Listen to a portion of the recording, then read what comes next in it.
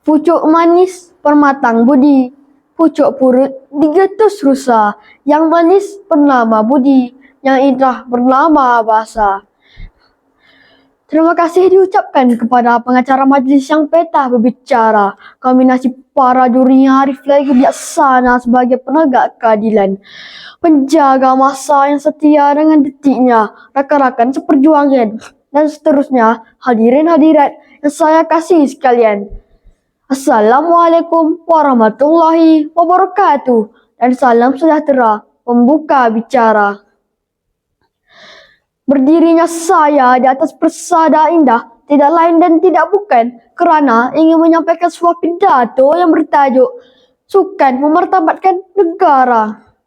Sebelum lancang menuju ke muara, sebelum kita membelah bicara, sebelum isi menyusur hujah, izinkan saya mendefinisikan frasa yang bina tajuk pidato agar hadirin terbuka minda, agar hakim tidak terpinga-pinga dan saya petah berkata-kata. Seperti kata orang dahulu kala, yang buta tidak teraba-raba, yang peka tidak tertanya-tanya, yang kecil tidak terambin-ambin, yang pendek tidak tertinjau-tinjau. Secara umumnya, sukan terdiri daripada aktiviti fisikal yang dilakukan untuk pelbagai tujuan pertandingan, keseronokan, pembangunan, kemahiran dan sebagainya. Perbezaan tujuan inilah yang membezakan sifat sesuatu sukan itu. Misalnya, berenang secara bersaingan di hadapan ribuan penonton akan dikira sebagai sukan. Tetapi, berenang bersendirian di kolam atau laut dilihat sebagai aktiviti rekreasi. Para hakim yang arif lagi bijaksana. Wacana saya yang pertama, sukan dapat melahirkan insan yang cergas dan cerdas. Memang tidak dapat disangkal lagi bahawa sukan akan melahirkan insan yang cerdas dan cerdas. Aktiviti sukan melibatkan pergerakan anggota badan, menguatkan sendi-sendi dan otot-otot tubuh. Lemak yang termendap dalam badan dapat digunakan untuk menjana tenaga.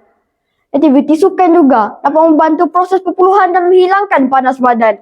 Dengan ini, seseorang akan terhindar daripada masalah penyakit kronik seperti sakit jantung dan diabetes. Dengan badan yang sihat, sudah tentu kita akan dapat menumpukan perhatian yang sepenuhnya terhadap pekerjaan dan pelajaran. Lantas, kemajuan dan kemakmuran sesebuah negara dapat dicapai. Hadirin dan hadirat yang dihormati sekalian, selain itu, sukan juga boleh mewujudkan peluang perniagaan dan pekerjaan. Kemajuan sukan akan meningkatkan permintaan terhadap peralatan sukan. Oleh itu, bidang pembuatan dan pengeluaran alat-alat sukan secara komersial dapat berkembang pesat. Selain itu, usaha untuk menyediakan pelbagai kemudahan prasarana sukan turut mendatangkan pulangan yang lumayan.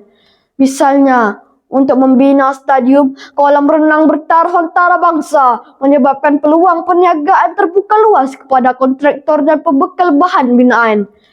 Peluang-peluang pekerjaan juga dapat diwujudkan. Hal ini bermakna industri sukan bukan sahaja menyumbang kepada pendapatan negara, tetapi juga menjamin peluang-peluang baru bagi rakyat mencari kerja yang sesuai.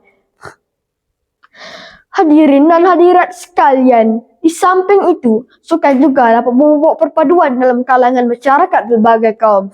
Seperti yang kita sedia maklum, sebelum sesuatu pertandingan, para atlet atau pemain akan berkumpul di kamp latihan. Disitulah mereka tinggal, makan, berehat dan berlatih bersama-sama. Pergaulan dan interaksi atlet dan pemain pelbagai kaum akan melahirkan persefahaman yang erat. Buktinya, pemain sukan negara juga terdiri daripada pelbagai kaum seperti Datuk Lee Chong Wei, Datuk Lee Nicole David, Pendele Larinong dan sebagainya.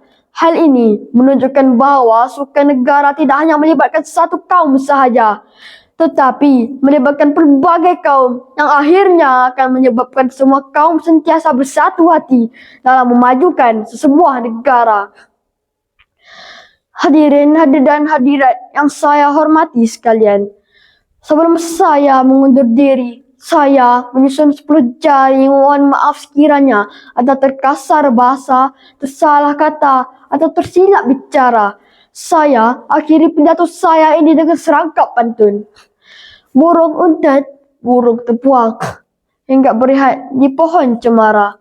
sukan amalan untuk semua dapat memartabatkan sesebuah negara. Sekian, wabillahi taufik wal hidayah. Wassalamualaikum warahmatullahi wabarakatuh.